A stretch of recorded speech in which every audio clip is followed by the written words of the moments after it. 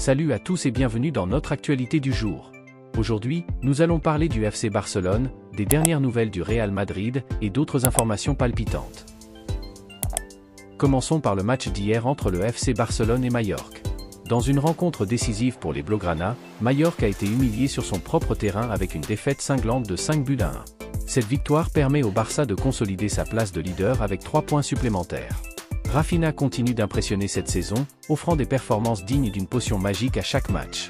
En revanche, Lamine Yamal, discret en première mi-temps, a su élever son niveau en seconde période, contribuant à faire des dégâts dans la défense adverse. Cependant, tout n'a pas été parfait. Ferran Torres a manqué plusieurs occasions et a montré plus de lacunes que de qualité, tandis que Dani Olmo n'a pas su convaincre.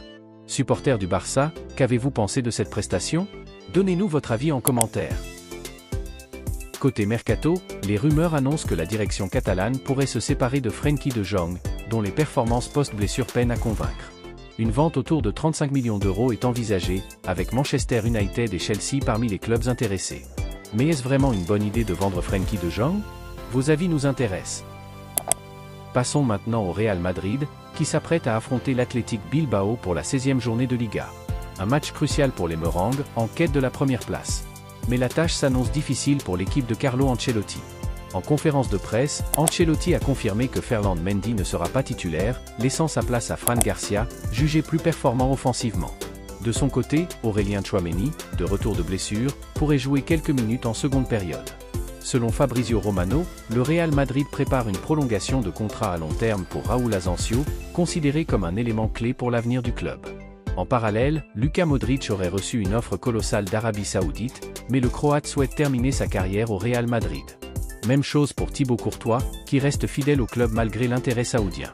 Le Real prévoit d'ailleurs de prolonger son contrat pour le sécuriser. Par ailleurs, Jude Bellingham a été élu joueur du mois de novembre au Real Madrid. Une reconnaissance bien méritée pour le jeune talent anglais. Enfin, sachez qu'Amazon prépare un documentaire sur le triomphe du Real Madrid en Ligue des Champions l'année dernière. Côté Mercato, Florian Wirtz pourrait rejoindre le Real Madrid ou le Bayern Munich dès l'été prochain. Le Bayer Leverkusen ne s'oppose pas à son départ, mais le transfert est estimé à 120 millions d'euros. Pour conclure, la Coupe du Monde 2034 en Arabie Saoudite devrait avoir lieu en janvier afin d'éviter les fortes chaleurs estivales du pays. Merci d'être avec nous, restez connectés pour plus d'actualités.